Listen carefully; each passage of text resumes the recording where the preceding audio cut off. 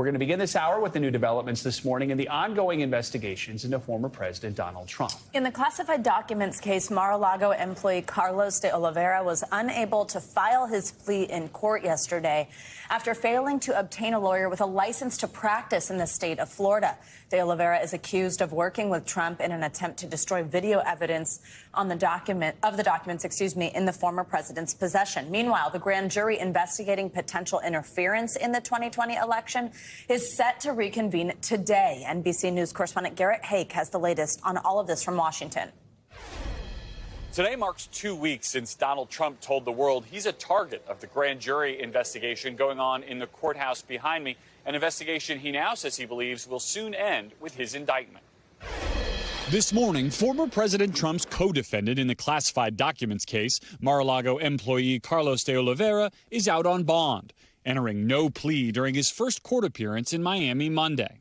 Prosecutors say Mr. Trump asked De Oliveira to delete security camera footage at the estate in order to obstruct the investigation.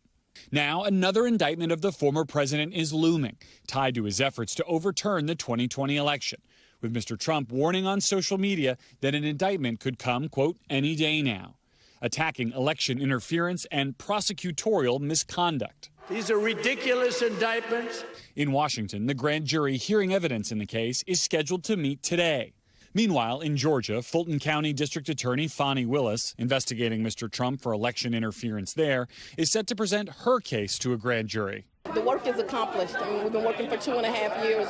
We're ready to go. It comes as a Georgia judge has rejected a Trump bid to shut down the DA's investigation, while blasting the former president's lawyers for, quote, unnecessary and unfounded legal filings ahead of a potential indictment.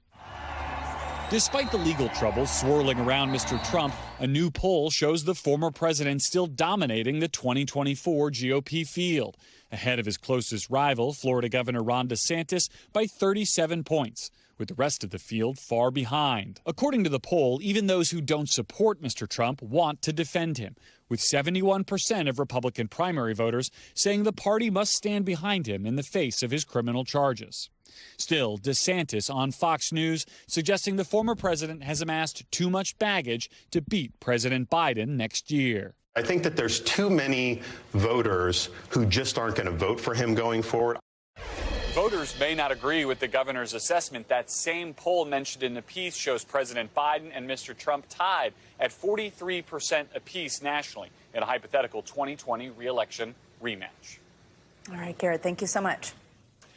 In Washington this morning, Republicans on Capitol Hill are turning up the heat on President Biden and his son Hunter. This comes just a day after a former business partner of Hunter's testified in a highly anticipated closed-door hearing in Washington. NBC News Chief White House correspondent Peter Alexander joins us now with the latest on this. Peter, good morning. So Devon Archer is that former business partner. He met with lawmakers to discuss Hunter Biden's business dealings.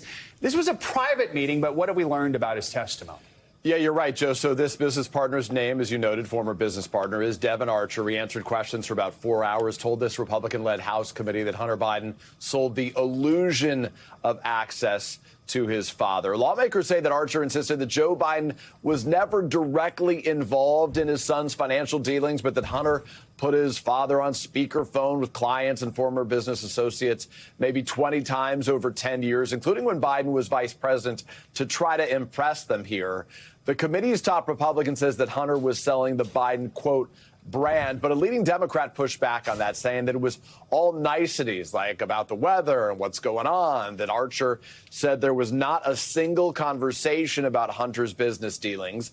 Republicans here, they've made the argument, Joe, that Joe Biden lied, that he had no involvement in his son's work, saying it's grounds for impeachment. But overnight, the White House said that Republicans keep promising bombshell evidence, but that they keep failing to produce any. The White House called the attacks ridiculous. Joe? So, Peter, in a separate matter, a few House Republican committee members announced they're investigating the circumstances surrounding Hunter Biden's plea deal with the Department of Justice. They wrote a letter to Attorney General Merrick Garland. What exactly are they demanding here? Yeah, so in that letter to the Attorney General, the three Republican chairmen, including Jim Jordan, they highlighted a provision in that pretrial diversion agreement that would have put the onus on the judge overseeing this case to determine over a 24-month period if the president's son had violated the terms of the plea deal. The judge there, appointed by former President Trump, last week said that doing that would be basically outside of her authority, outside the scope of what she can do. The congressional Republicans also took issue with a clause in the agreement that would have given Biden immunity from all other crimes in exchange for completing that pretrial diversion program. They said that those provisions raise serious concerns. Hunter Biden pleaded not guilty to federal tax charges, as you know, last week after the judge raised questions about the terms of this whole agreement. He was expected going into that to plead guilty to a pair of charges for failing to pay taxes under a deal that he had struck with the government. But instead, Hunter Biden pleaded not guilty to those charges until both sides here can meet and address all of the judge's questions. Joe and Savannah. All right, Peter, thank you so much. Well, new this morning in the war between Ukraine and Russia, a skyscraper in Moscow has been hit by a second drone attack in as many days. Russia has blamed Ukraine for this latest attack. NBC News chief foreign correspondent Richard Engel is watching the latest developments, of course, and he joins us now. Hi, Richard. Good morning. Good morning, Savannah. Yes, it happened again. In fact, some people in Moscow were looking at this building that was hit by a drone on Sunday, inspecting the previous damage, when suddenly they heard a new blast and started running. President Putin's war in Ukraine is now coming home to Russia, right to the capital. Another drone this morning slipped through Moscow's defenses, smashing and exploding into a high-rise housing 3 government ministries in the business district. There were no reports of casualties from the early-hour blast, which targeted the very same building attacked by drones on Sunday. Russia blames Ukraine for the attacks, which are intensifying rapidly in and around Moscow. The drones are doing very little damage. They're small and light. These seem more akin to psychological operations to expose ordinary Russians to the conflict and embarrass President Putin. Over the weekend, Ukraine's President Zelensky didn't claim responsibility for the drone attacks, but didn't exactly deny them either, saying the war is now shifting to Russia, calling the move just. This morning, Russia retaliated with its own drone strikes, targeting a student dormitory in the Ukrainian city of Kharkiv. There were no students in at the time. That was not the case yesterday, when Russia fired 2 missiles at an apartment building full of civilians in President Zelensky's hometown, killing, officials say, at least 6 people, including a young girl and her mother. Ukraine has promised not to use Western-supplied weapons for attacks outside of its borders. Ukraine has been developing its own fleet of armed drones, experimenting to extend their range and make them harder to stop. It is a homegrown industry, and it is one of Ukraine's top priorities right now. Savannah? All right, Richard, thank you so much. We have been following Buffalo Bills safety Demar Hamlin's recovery after a medical emergency on the field last season nearly ended his life. Now, almost 7 months later, he is back on the field practicing with his teammates. NBC News correspondent Sam Brock joins us with the latest. Sam, good morning. Joe, good morning. Almost 7 months to the day. How about that? And what a remarkable turnaround. As you said, Demar Hamlin can now take hits. The inspirational defensive player, Joe, now going on offense, leading a CPR tour across the country, part of his new mission to save lives. With thousands cheering him on, it was a monumental Monday for Buffalo Bills safety Demar Hamlin. The 25-year-old practicing in pads for the first time since suffering cardiac arrest following a routine hit during a January game last season. The nation watching as Hamlin received CPR on the field, nearly losing his life. It feels amazing. It's a roller coaster of emotions. I was kind of all over the place, just kind of being back for the first time. Now, months after being cleared to return to football, and a day after scooping up a young fan, number 3's presence in full pads, a welcomed sight. Hamlin admitted, well, it's not easy easing back under a bright spotlight. He welcomes the challenge. I think there's strength in, going through a process in front of everybody's eyes. It shows vulnerability, it shows strength, it shows perseverance. Hamlin's recovery, an uplifting outlook, helping further his mission to serve others, That includes leading a recent CPR tour with his Chasing M's Foundation. They're the reason why I'm standing here in front of you today.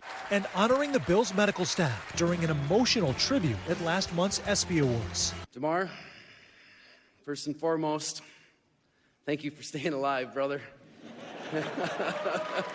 Exactly 1 week before Hamlin retook the field, USC incoming freshman Bronny James, the son of NBA superstar LeBron James, collapsed during practice, also suffering cardiac arrest. Within minutes of the news emerging, Hamlin sending prayers to Bronny and thanking the entire James family. They've been really big and supportive and reaching out to my family as well. I wanted to let him know I'll be there, for whatever he needs on his journey as far as his recovery. Now, with Bronny discharged from the hospital and on the mend, Hamlin clearing a major hurdle of his own Monday and looking up to the sky in thanks. To be able to come out here and compete again, because that's such a blessing. Life is bigger than football, but this is what I love to do. As for the question so many are wondering right now, Joe and Savannah, when is he going to get back into game action? The Bills' first preseason game is in less than 2 weeks, August 12th. Then their first official game is against the Jets on September 11th. The Bills so far have given every indication they're going to go at Demar Hamlin's pace. Hamlin says that his faith is stronger than his fear. Guys, back to you. And that's understandable after everything that's happened in the last 7 months. All right, Yeah. Sam, thank you so much. Appreciate it. Amazing to see.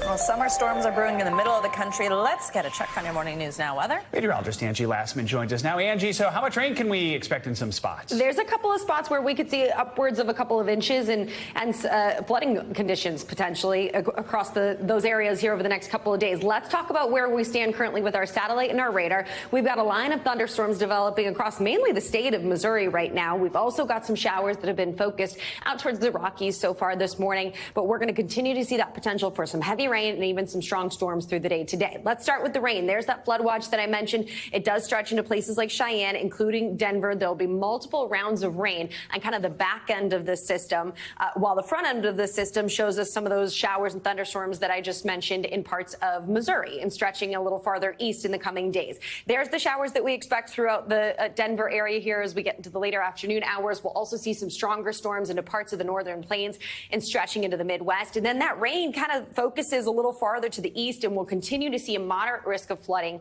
as we get into tomorrow for places like St. Louis. But there's the severe storm risk. This is the area we're mainly watching. It does include places like Fargo and Bismarck, and it's mainly going to be the strong winds and the large hail. The good news is that tornado threat is low, but we are going to see upwards of, as I mentioned, 2, even 3, as high as 4 inches in localized areas across the same kind of section. So stretching from Kentucky basically into Iowa, with the biggest amounts expected in places like Columbia, Missouri, really through central Missouri is where we're looking at those the heaviest rain working through. So umbrellas going to be needed in the coming days, and you're definitely going to want to watch for it. The flooded roadways, we remember not to drive through those.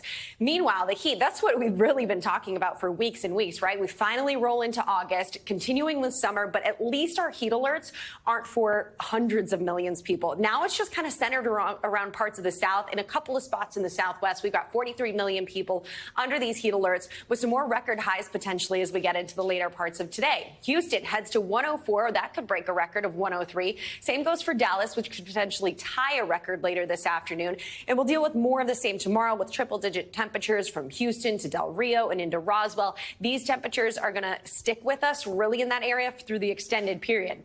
Meanwhile, a break in parts of the Northeast. You probably noticed over the weekend that big drop in temperatures here as we went from Sunday into Monday. It felt a lot nicer, and it's going to stay right where it should for these areas. We'll see a little bit of a warm up in places like Chicago and Detroit as we get into the end of the week. Cincinnati will hit 90 on Friday, but for the most part, guys, these temperatures are really where they should be. Not quite as warm as they were last week, but still very summer-like. We're still in the swing of summer. So it's better to talk about average temperatures than 10 degrees, 15 degrees above average, right? It's so strange to see the yellow and oranges all over the map. It's you missed the fiery red. Also, I don't know why your graphic is cracking me up. North State's comfy. So You like that? It's comfy. Comfy. I'm going to use that all the time now. Comfy 87 degrees. Exactly. It does feel better, though. All right. Thank you.